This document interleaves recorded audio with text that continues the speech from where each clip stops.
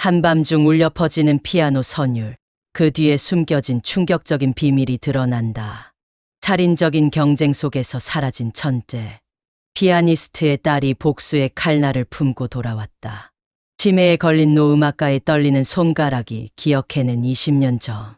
그 치명적인 배신의 순간, 누군가의 자살로 이어진 콩쿠르 심사 조작의 진실. 그리고 용서받지 못한 죄책감의 무게가 폭발한다. 간병인의 정체가 밝혀지는 순간, 두 여인의 숨막히는 대결이 시작된다. 과연 복수와 후회의 선율은 어떤 파국으로 치닫게 될 것인가?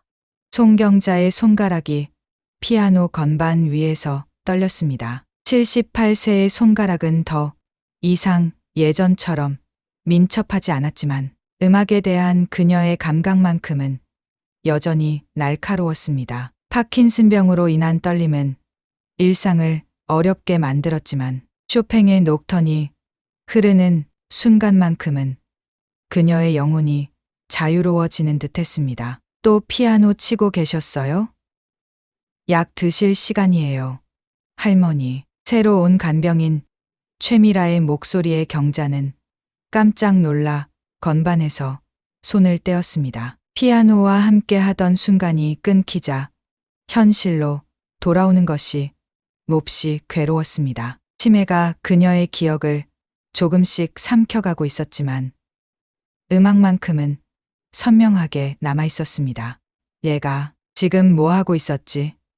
경자가 혼란스러운 표정으로 물었습니다. 미라는 부드럽게 미소 지었지만 그 눈빛이 경자에게는 어딘가 낯설고 불편하게 느껴졌습니다. 마치 오래전에 본 적이 있는 눈동자 같았습니다. 가슴 한구석이 묘하게 조여왔습니다. 피아노 연주하고 계셨어요. 정말 아름답더라고요. 경자의 아파트 거실 한켠에는 오래된 그랜드 피아노가 자리하고 있었습니다. 40년간 운영했던 경자 음악학원의 상징과도 같은 피아노였죠. 얼마나 많은 학생들이 이 피아노 앞에 앉아 첫 음계를 배웠는지 모릅니다. 경자는 피아노를 향해 다시 시선을 돌렸습니다. 이 피아노로 국내 최고의 피아니스트들을 가르쳤다오.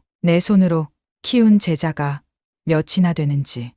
말을 이어가려는 순간 경자는 갑자기 다음에 무슨 말을 하려 했는지 잊어버렸습니다. 기억이 안개처럼 흩어져 버리는 느낌에 순간 마음이 움츠러들었습니다. 미라는 약통을 들고 다가왔습니다. 자, 이제 약 드세요. 그리고 점심도 준비해 드릴게요. 경자는 약을 받아들며 미라의 손가락을 유심히 바라보았습니다. 피아니스트의 손이었습니다. 길고 섬세한 손가락, 단정하게 깎인 손톱, 분명 건반을 누르기 위해 태어난 손이었습니다.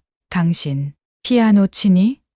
경자가 물었습니다. 미라의 표정이 순간 굳었다가 이내 밝게 웃었습니다. 아, 조금요. 어릴 때 배웠어요. 그냥 조금이 아니야. 당신 손은 분명 피아니스트의 손이야. 경자의 목소리에는 확신이 담겨 있었습니다. 미라는 어색한 미소를 지으며 주제를 바꿨습니다. 오늘 아드님이 오신대요. 준비해 드릴까요? 경자의 아들 박준호는 매주 토요일이면 어머니를 방문했습니다. 대형 IT 회사의 임원이라 늘 바빴지만 어머니에 대한 애정만큼은 깊었습니다. 엄마의 상태가 점점 나빠지는 것이 준호에게는 가슴 아픈 현실이었습니다. 오후가 되자 준호가 도착했습니다. 피곤해 보이는 얼굴이었지만 어머니를 보자 환하게 웃었습니다. 어머니, 오늘은 어떠세요? 준호가 경자의 손을 부드럽게 잡았습니다. 아이고, 우리 아들. 나야 늘 그렇지. 근데 오늘은 좀 특별한 날이야. 무슨 특별한 일이 있으셨어요? 준호가 궁금해하며 물었습니다. 경자는 잠시 생각에 잠기더니 갑자기 표정이 밝아졌습니다. 아, 맞다. 내일이 쇼팽 콩쿠르 심사 날이잖아.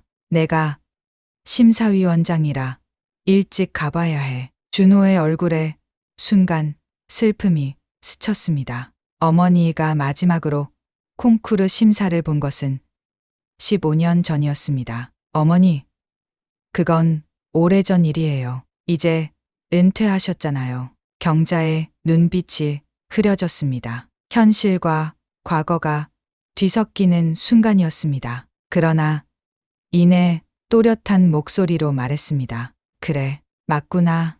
내가 또 헷갈렸네. 미라가 차를 내오며 대화에 끼어들었습니다. 송 선생님은 정말 대단하신 분이셨죠?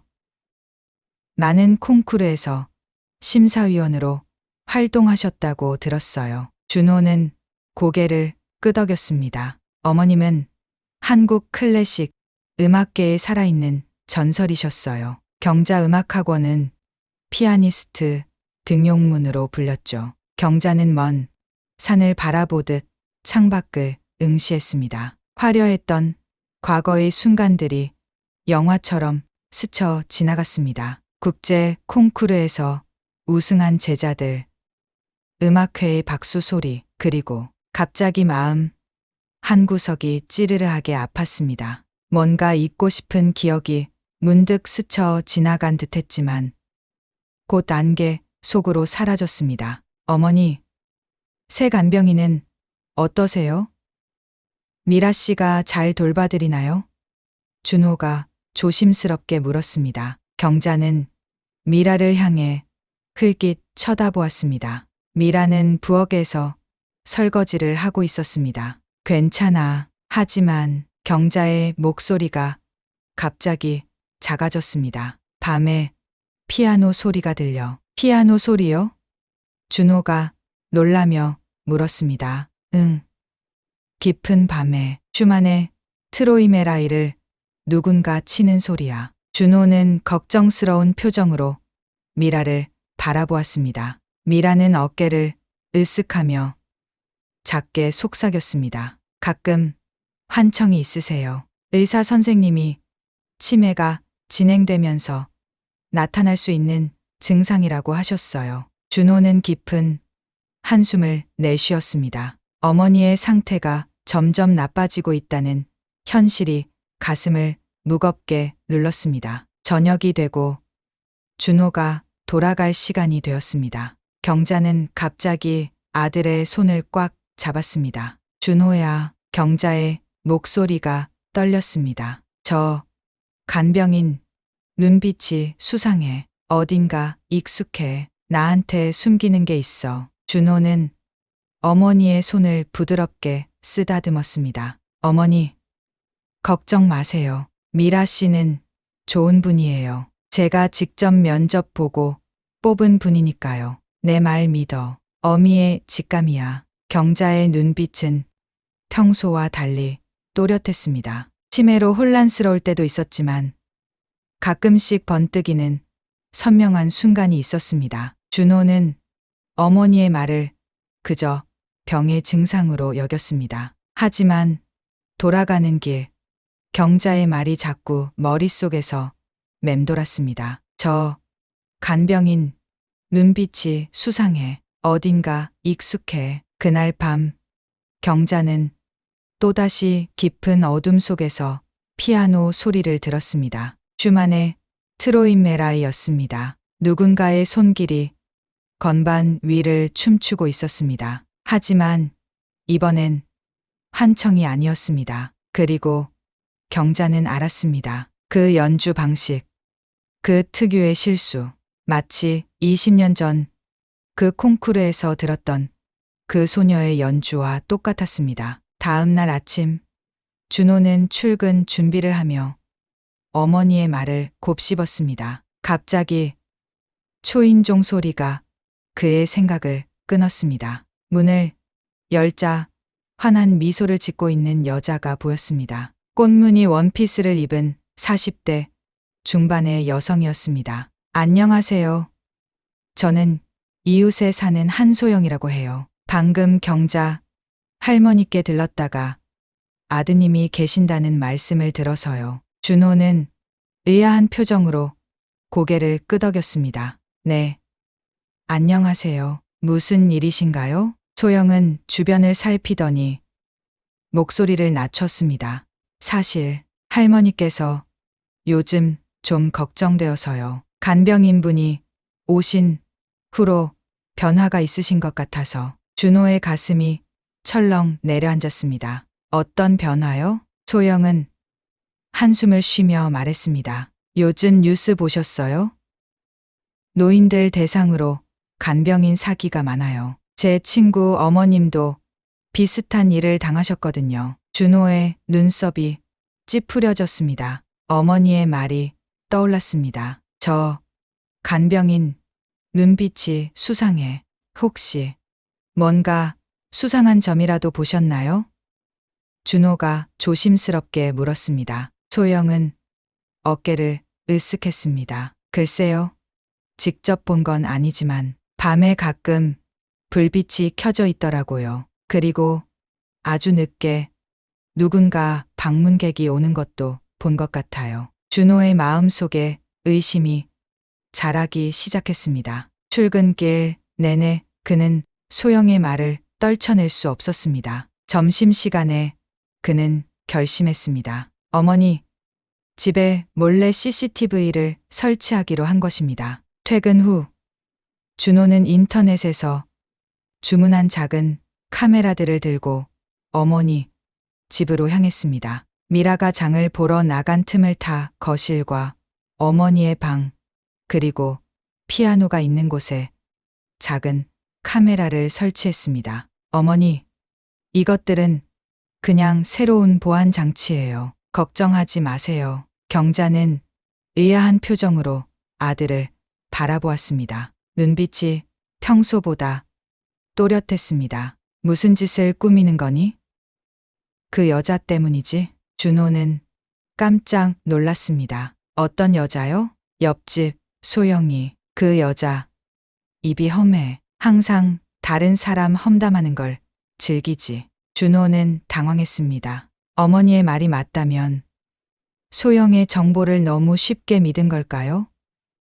하지만 이미 카메라는 설치했고 확인해 볼 필요가 있었습니다. 저녁 식사 시간, 미라가 약을 내밀었습니다. 송 선생님, 약 드세요. 경자는 미소를 지으며 약을 받아들었습니다. 그러나 준호가 화장실에 간 사이 경자는 재빨리 약을 손수건에 싸서 소파 쿠션 아래에 숨겼습니다. 그녀의 눈빛에는 어딘가 장난기가 있었습니다. 준호는 집으로 돌아와 노트북으로 CCTV 화면을 확인했습니다. 모든 것이 평범해 보였습니다. 미라는 저녁 설거지를 하고 경자는 TV를 보다 일찍 잠자리에 들었습니다. 밤 11시 준호는 졸음과 싸우며 화면을 계속 지켜보았습니다. 갑자기 그의 눈이 커졌습니다. 미라가 조용히 거실로 나와 피아노 앞에 앉은 것입니다. 준호의 심장이 빠르게 뛰기 시작했습니다. 미라의 손가락이 건반 위에서 춤을 추기 시작했습니다. 슈만의 트로이 메라이였습니다. 어머니가 말했던 그 곡이었습니다. 연주가 끝나자 미라는 조용히 일어나 경자의 서재로 향했습니다. 서랍을 하나하나 열어보기 시작했습니다. 무언가를 찾고 있는 것 같았습니다. 준호의 손에 땀이 배었습니다. 화면 속 미라는 오래된 노트들과 서류들을 꺼내 살펴보고 있었습니다. 특히 오래된 콩쿠르 관련 서류에 관심을 보였습니다. 갑자기 경자의 방에서 불빛이 켜졌습니다. 미라는 재빨리 서류들을 제자리에 돌려놓고 거실로 나왔습니다. 미라 씨? 경자의 목소리가 들렸습니다. 물 좀 갖다 주시겠어요? 미라는 곧바로 평소의 친절한 간병인으로 돌아갔습니다. 네. 금방 가져다 드릴게요. 다음 날 아침 준호는 일찍 어머니 집을 방문했습니다. 미라는 아침 식사를 준비하고 있었고 경자는 식탁에 앉아 있었습니다. 어머니, 어젯밤 잘 주무셨어요? 준호가 물었습니다. 경자는 빙그레 웃었습니다. 응. 그런데 또 피아노 소리가 들렸어. 이번엔 정말 선명했어. 미라가 식탁에 음식을 놓으며 말했습니다. 할머니, 또 환청이 들리셨나 봐요. 의사 선생님이 말씀하셨잖아요. 경자는 갑자기 숟가락을 내려놓았습니다. 그녀의 눈빛이 날카로워졌습니다. 환청이 아니야. 슈만의 트로이메라이었어. 특히 세 번째 마디에서 실수했지. 항상 같은 부분에서 틀리네. 은희를 닮았구먼. 순간 미라의 얼굴이 하얗게 변했습니다. 그녀의 손에서 그릇이 떨어질 뻔했습니다. 누구요? 미라의 목소리가 떨렸습니다. 경자는 천천히 미라를 바라보았습니다. 은희, 20년 전 내가 심사했던 콩쿠르에서 항상 그 부분에서 실수했던 아이. 준호는 어머니와 미라를 번갈아 쳐다보았습니다. 미라의 당혹감은 숨길 수 없었습니다. 그녀의 눈동자가 불안하게 흔들렸습니다. 저는 잘 모르겠네요. 아마 우연의 일치겠죠. 미라는 억지 웃음을 지으며 부엌으로 도망치듯 향했습니다. 준호의 의심은 더욱 깊어졌습니다. 어머니의 말, 소영의 경고, 그리고 CCTV에서 본 장면들이 모두 연결되는 것 같았습니다. 식사 후 준호는 회사에 급한 일이 생겼다고 거짓말을 하고 나왔습니다. 그는 곧바로 자신의 사무실로 향했습니다. 사무실에 도착한 준호는 컴퓨터 앞에 앉아 검색을 시작했습니다. 한소영, 노인, 사기라는 키워드를 입력했습니다. 그리고 최미라, 피아니스트, 최은희도 검색해 보았습니다. 준호의 손가락이 키보드 위에서 멈췄습니다. 화면에 나타난 검색 결과에 그의 가슴이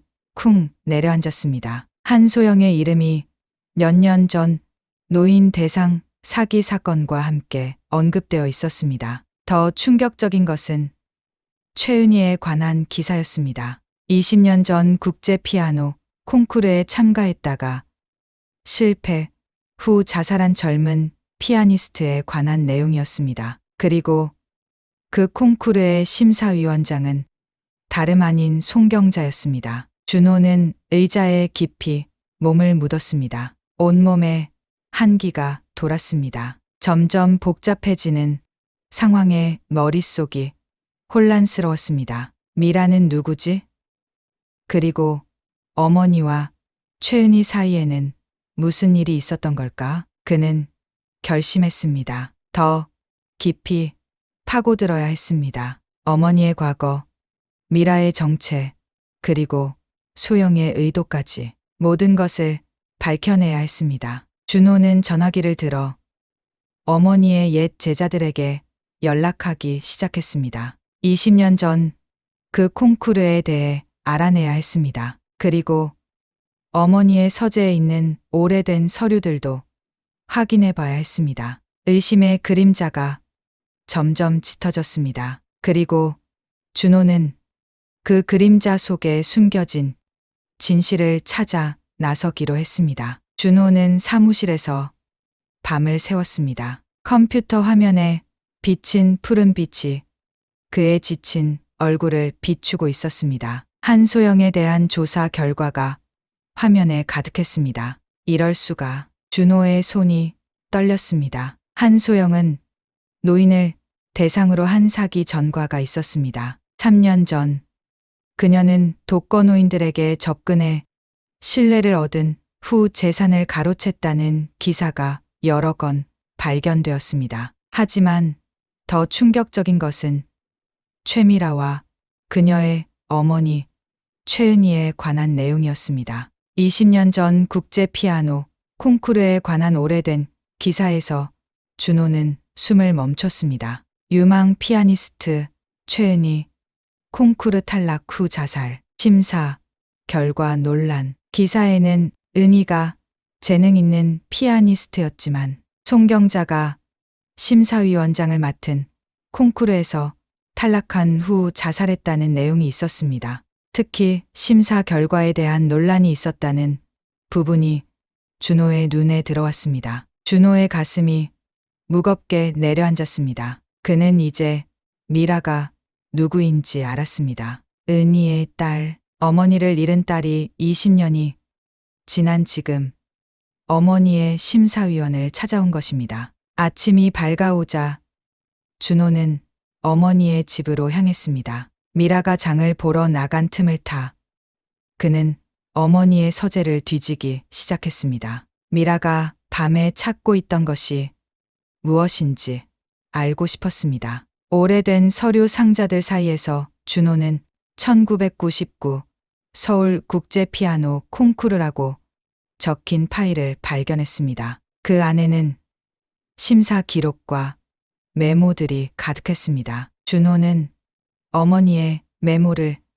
자세히 살펴보았습니다. 경자의 삐뚤빼뚤한 글씨로 참가자들에 대한 평가가 적혀 있었습니다. 최은희 기술적으로 완벽하지는 않으나 감정 표현이 탁월함. 슈만의 트로이메라이 연주 중 세 번째 마디의 실수가 특징적이나 오히려 그것이 독창적인 해석으로 느껴짐. 개인적으로는 최고점을 주고 싶으나 그 뒤로 이어지는 문장이 지워져 있었습니다. 준호는 계속해서 서류를 뒤적였고 더 충격적인 발견을 했습니다. 메모지 더미 아래에는 봉투 하나가 있었습니다. 봉투에는 은희에게라고 적혀 있었습니다. 떨리는 손으로 봉투를 열자 여러 통의 편지가 나왔습니다. 모두 어머니가 은희에게 쓴 것이었지만 보내지는 않았던 편지들이었습니다.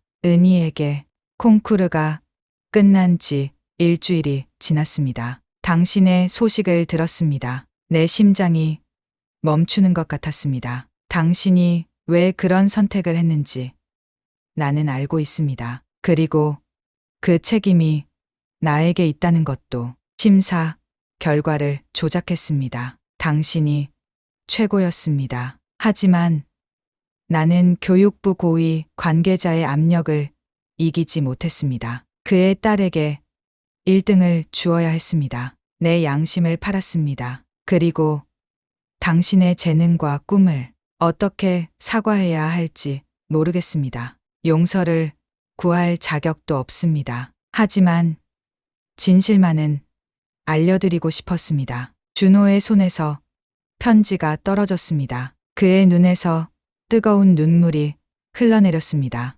어머니가 이런 비밀을 안고 살아왔다니. 그 무게가 얼마나 무거웠을까요? 갑자기 현관문이 열리는 소리가 들렸습니다. 준호는 재빨리 편지들을 원래의 자리에 숨겼습니다. 미라가 장을 보고 돌아온 것이었습니다. 아, 박 부장님, 언제 오셨어요? 미라가 놀란 표정으로 물었습니다. 준호는 침착함을 가장했습니다. 방금 왔어요. 어머니는 어떠세요? 아직 주무시고 계세요. 어제 밤에 좀 안 좋으셨거든요. 준호는 미라를 유심히 관찰했습니다. 그녀의 눈에는 피로와 슬픔이 어려 있었습니다. 복수를 위해 왔을지도 모르지만 그 눈빛에는 단순한 증오만 있는 것 같지는 않았습니다. 미라가 경자의 방으로 이동하자 준호는 몰래 추가 카메라를 설치했습니다. 이번에는 서재에 집중적으로 놓았습니다. 그리고 그는 휴대폰을 꺼내 경찰에 신고했습니다. 네, 노인을 대상으로 한 사기 행각이 의심됩니다. 한소영이라는 여성과 최미라라는 간병인이 관련되어 있는 것 같습니다. 신고를 마친 준호는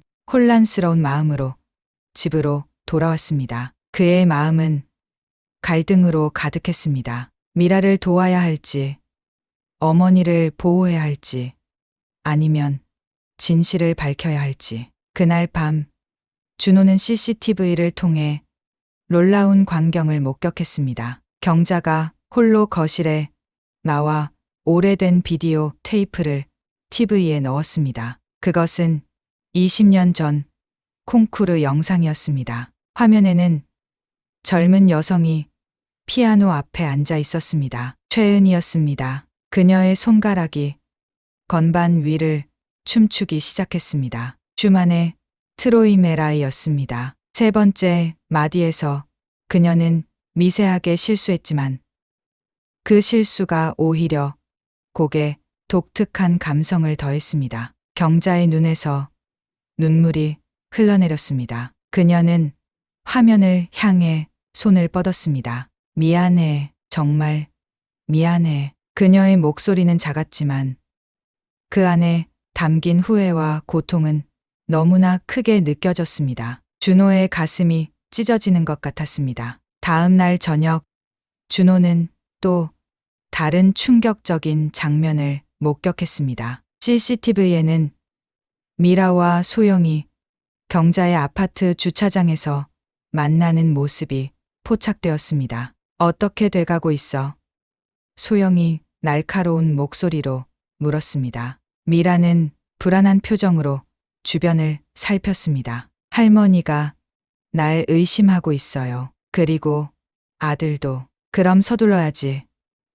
우리 계획대로 공증을 받게 하고 재산을 이전시켜야 해. 소영의 목소리에는 조급함이 묻어났습니다. 미라가 주저하는 모습이 보였습니다. 그녀의 얼굴에 갈등의 그림자가 드리웠습니다. 야, 잘 모르겠어요. 처음엔 복수하고 싶었어요. 엄마를 자살로 몰고 간 그 사람에게. 하지만 지금은 설마 마음이 약해진 거야? 소영이 비웃듯 말했습니다. 미라는 고개를 들었습니다. 그녀의 눈에는 결연한 빛이 어렸습니다. 엄마는 음악을 사랑했어요. 그리고 송경자 선생님도 마찬가지예요. 어쩌면 이건 엄마가 원하는 방식이 아닐지도 몰라요. 소영은 미라의 팔을 세게 잡았습니다. 헛소리 하지 마. 내 어미가 자살한 건 누구 때문인데? 이제 와서 동정이라니. 미라는 소영의 손을 뿌리쳤습니다. 더 생각해 볼게요. 아직 확신이 서지 않아요. 두 사람은 불편한 기운 속에서 헤어졌습니다. 준호는 화면을 멍하니 바라보았습니다. 미라의 내면에서 일어나는 갈등이 느껴졌습니다. 그리고 그것은 어쩌면 희망의 빛일지도 모른다는 생각이 들었습니다. 다음 날 아침, 준호는 경찰에 추가 증거를 제출했습니다. 특히 소영의 범죄 이력과 미라와의 대화 영상을 중점적으로 제시했습니다. 경찰은 소영을 체포하기 위한 준비를 시작했습니다. 하지만 준호의 마음은 여전히 혼란스러웠습니다. 미라에 대한 조치는 어떻게 해야 할까요? 그녀도 공범인가? 아니면 또 다른 피해자인가? 그리고 무엇보다 어머니에게는 어떻게 이 모든 진실을 알려야 할까요? 과거의 그림자가 점점 짙어지는 가운데 준호는 결단의 순간을 맞이하고 있었습니다. 아침 일찍 경자의 아파트 현관 초인종이 요란하게 울렸습니다. 미라가 문을 열자 2명의 경찰관이 서 있었습니다. 한소영 씨를 찾습니다. 이 근처에 있다는 정보를 입수했습니다. 미라의 얼굴이 창백해졌습니다. 손끝이 떨리기 시작했습니다. 경찰은 소영을 찾아 건물 주변을 수색했고 얼마 지나지 않아 그녀를 주차장에서 발견했습니다. 소영은 격렬하게 저항했지만 결국 체포되었습니다. 이게 무슨 짓이에요? 난 아무 잘못도 없어요.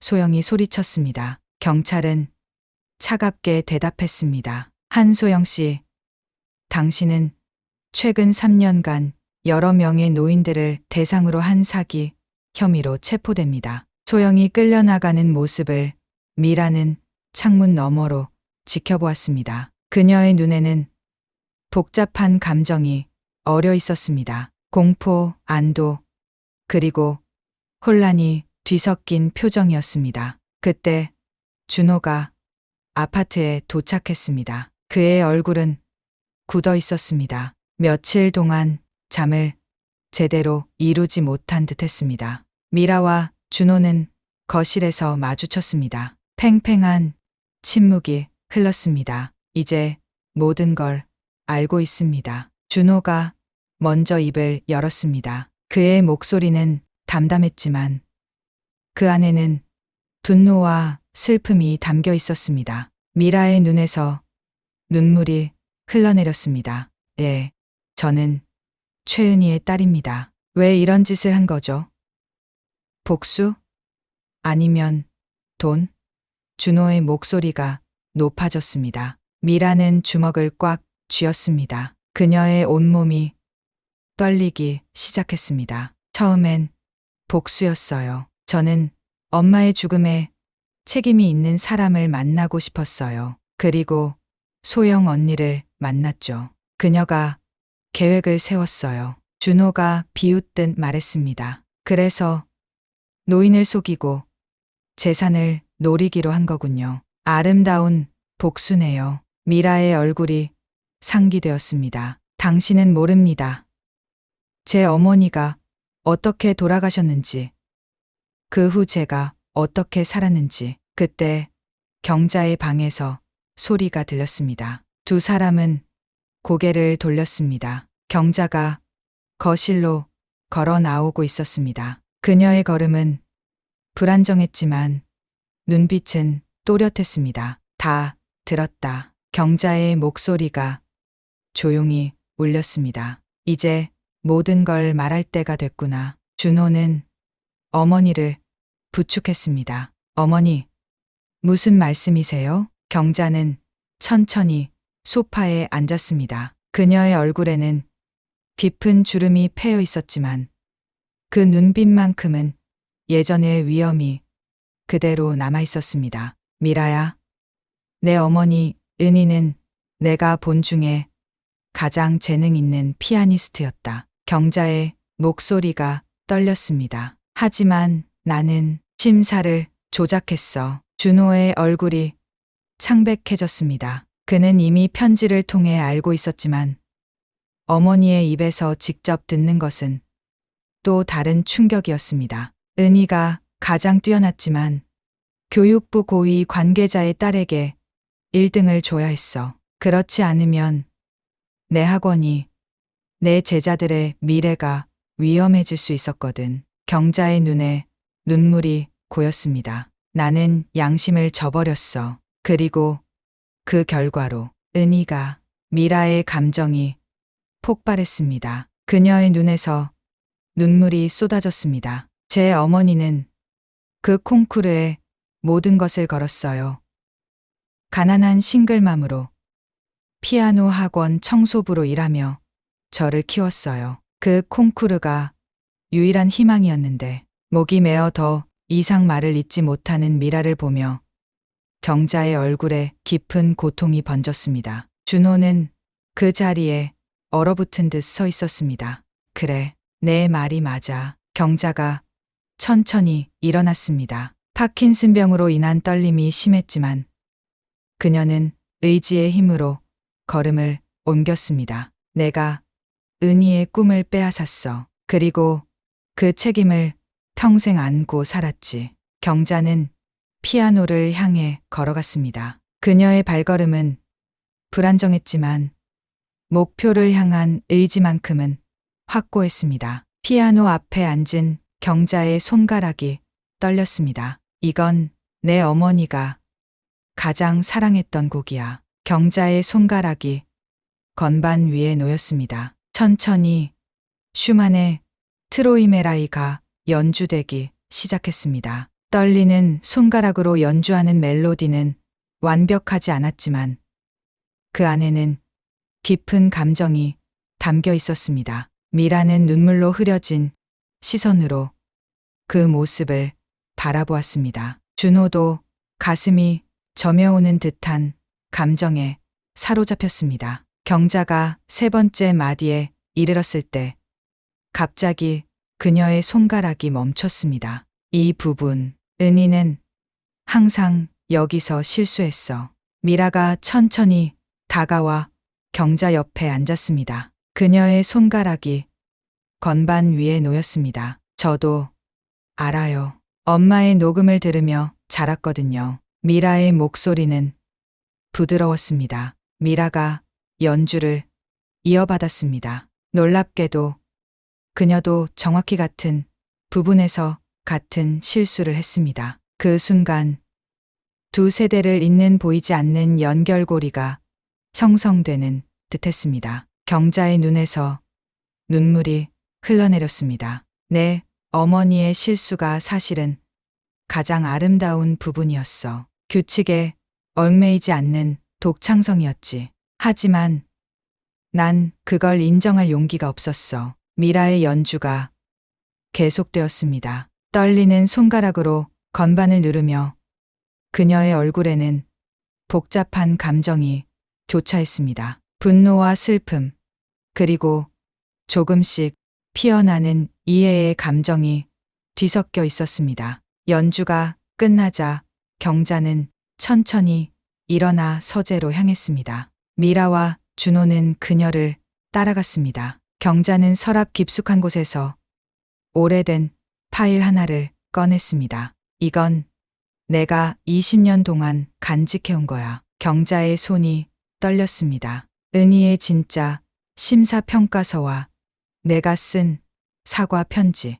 한 번도 보내지 못했지만 경자는 파일을 미라에게 건넸습니다. 이제 내게 돌려주고 싶어. 늦었지만 미라는 떨리는 손으로 파일을 받았습니다. 그녀의 눈에서 눈물이 흘러내렸습니다. 20년 동안 찾고 싶었던 진실이 이제 그녀의 손에 있었습니다. 선생님, 미라의 목소리가 떨렸습니다. 저는 선생님을 미워했어요. 정말 미워했어요. 경자는 고개를 끄덕였습니다. 당연해. 그리고 난 그 미움을 받아들일 준비가 되어 있어. 미라는 천천히 파일을 열었습니다. 그 안에는 어머니의 연주에 대한 경자의 진심 어린 평가가 적혀 있었습니다. 최고점을 주었던 원래의 심사지와 나중에 조작된 심사지가 나란히 있었습니다.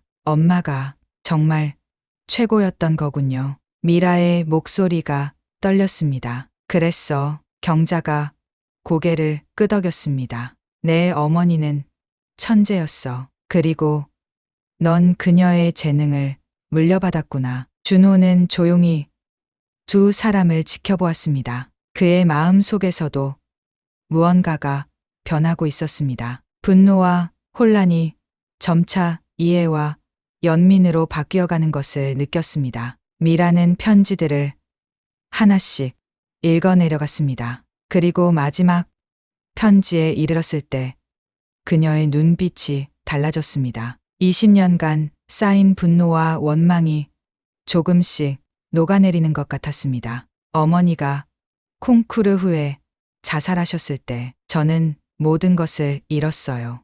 미라의 목소리가 떨렸습니다. 그리고 선생님을 원망했죠. 하지만 이제 경자는 미라의 손을 조심스럽게 잡았습니다. 두 손이 만나는 순간 오랜 시간 동안 쌓인 벽이 조금씩 허물어지는 것 같았습니다. 용서해 달라고 말하진 않을게. 경자의 목소리는 작았지만 단호했습니다. 하지만 진실은 알아주길 바랐어. 내가 매일 밤 내 어머니를 생각하며 후회했다는 사실을. 미라의 눈에서 눈물이 멈추지 않았습니다. 그녀의 어깨가 떨렸습니다. 복수를 위해 왔던 마음이 이제는 알 수 없는 감정의 소용돌이 속에 있었습니다. 준호는 천천히 다가와 어머니의 어깨에 손을 얹었습니다. 이제 어떻게 할까요? 경자는 깊은 숨을 들이쉬었습니다. 경찰에 모든 걸 말할 거야. 내 죄를 인정하고. 미라가 놀라 고개를 들었습니다. 하지만 괜찮아. 경자가 미라를 바라보았습니다. 이건 내가 짊어져야 할 책임이야. 내 어머니에게 그리고 너에게. 세 사람은 침묵 속에 서로를 바라보았습니다. 오랜 시간 동안 숨겨왔던 진실이 마침내 빛을 보게 되었습니다. 그리고 그 진실은 아픔을 가져왔지만 동시에 치유의 가능성도 열어주었습니다. 바깥에서는 경찰 사이렌 소리가 멀어져 가고 있었습니다. 그리고 방 안에는 피아노에서 울려 퍼졌던 트로이 메라이의 여운이 아직 남아 있었습니다. 경찰서, 조사실의 차가운 형광등 빛이 경자의 주름진 얼굴을 비추고 있었습니다. 준호는 어머니 곁에 앉아 있었고 미라는 맞은편에 앉아 있었습니다. 긴장감이 공기 중에 떠돌았습니다. 송경자 할머니, 최미라 씨에 대해 고소장을 작성하시겠습니까?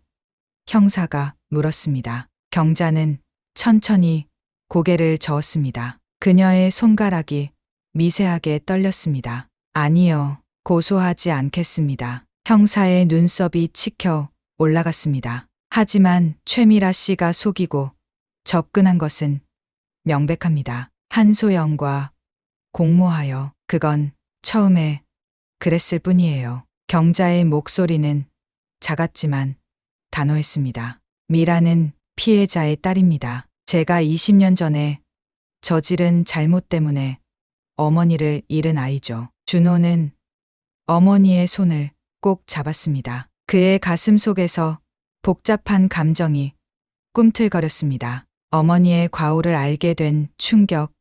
하지만 그것을 인정하는 어머니의 용기에 대한 존경심이 뒤섞였습니다. 조사가 끝나고 세 사람은 함께 아파트로 돌아왔습니다. 어색한 침묵 속에서 미라는 조용히 짐을 꾸리기 시작했습니다. 가려고요?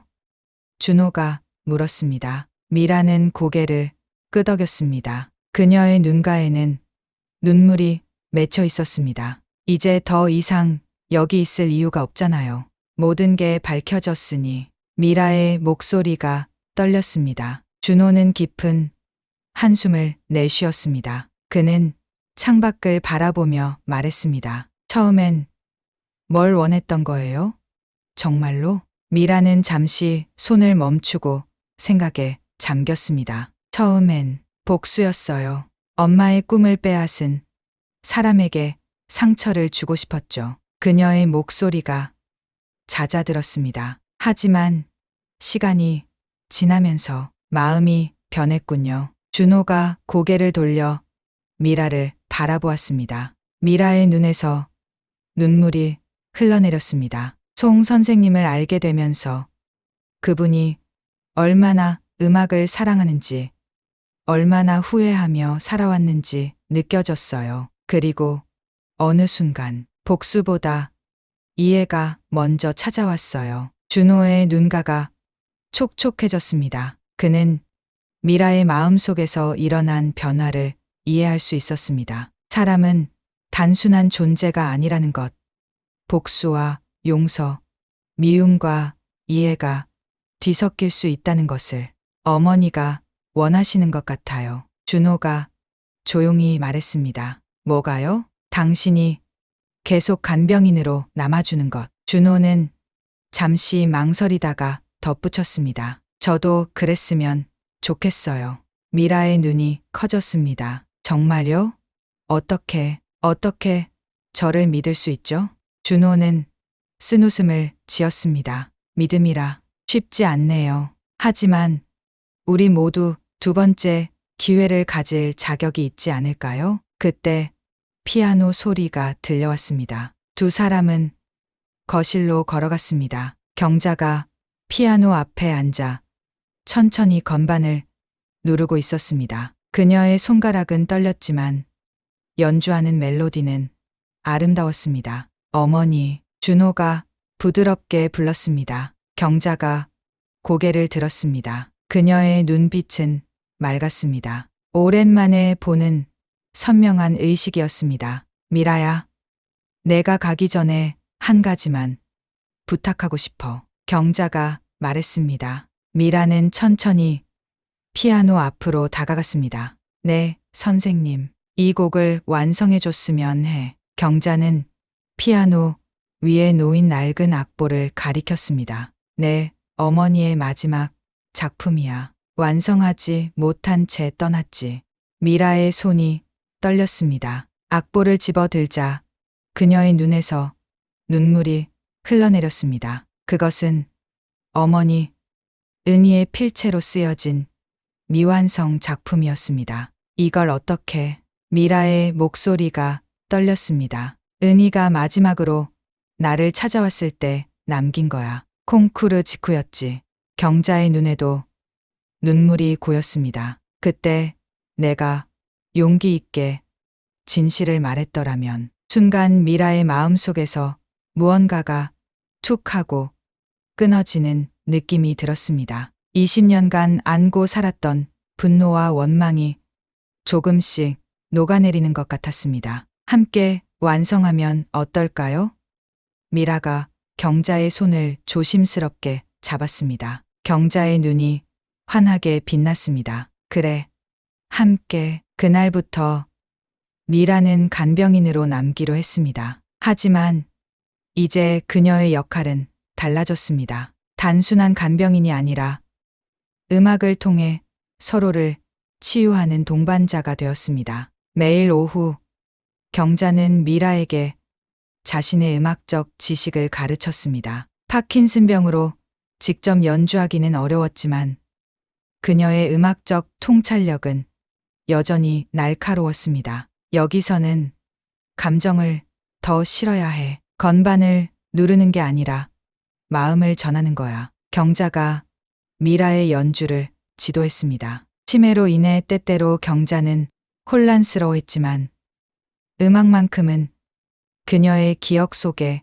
생생하게 남아 있었습니다. 어떤 날은 미라를 전혀 알아보지 못했지만 피아노 소리가 들리면 금세 또렷해졌습니다. 준호는 이러한 변화를 지켜보며 깊은 깨달음을 얻었습니다. 어머니의 치매가 오히려 과거의 잘못과 정면으로 마주할 수 있게 했다는 사실이었습니다. 기억의 벽이 허물어지면서 숨겨진 진실과 감정들이 표면으로 떠올랐고 그것이 치유의 시작점이 되었습니다. 이상하죠?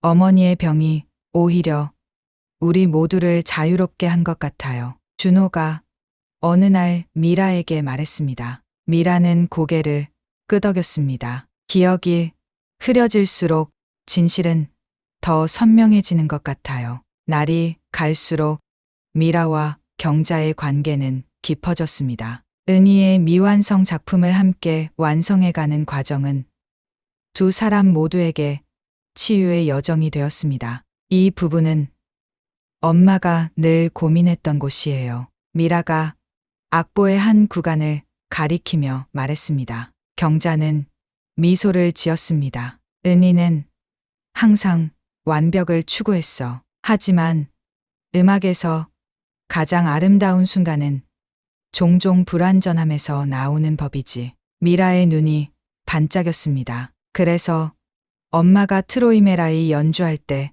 항상 같은 부분에서 실수했던 거군요. 그래. 그게 은희만의 특별한 서명 같은 거였지. 누구도 흉내낼 수 없는. 경자의 눈에 그리움이 어렸습니다. 3개월이 지난 어느 날 지역 양로원에서 작은 음악회가 열렸습니다. 미라는 은희의 미완성 작품을 완성하여 침묵의 선율이라는 제목으로 초연하기로 했습니다. 양로원의 작은 강당에는 노인들과 준호를 비롯한 몇몇 청중이 모였습니다. 경자는 앞줄에 앉아 기대에 찬 눈빛으로 피아노를 바라보았습니다. 미라가 피아노 앞에 앉았습니다. 그녀의 손가락이 건반 위에 올려졌고 잠시 후 아름다운 멜로디가 강당에 울려 퍼졌습니다. 그것은 슬픔과 그리움, 그리고 희망이 어우러진 곡이었습니다. 경자의 눈에서 눈물이 흘러내렸습니다. 그녀는 마치 은희의 연주를 듣고 있는 듯한 기분이 들었습니다. 떨리는 손으로 그녀는 박수를 쳤습니다. 연주가 끝나자 강당에 뜨거운 박수가 터져 나왔습니다. 미라는 일어서서 관객들에게 인사했습니다. 그리고 그녀의 시선이 경자에게 향했습니다. 두 사람의 눈빛이 만나는 순간 말로 표현할 수 없는 이해와 용서, 그리고 화해의 감정이 오갔습니다. 준호는 어머니와 미라를 번갈아 바라보았습니다. 그의 가슴 속에 따뜻한 감정이 번졌습니다. 처음에는 의심과 분노로 시작했던 이 여정이 이제는 치유와 화해로 이어졌습니다. 음악회가 끝난 후 세 사람은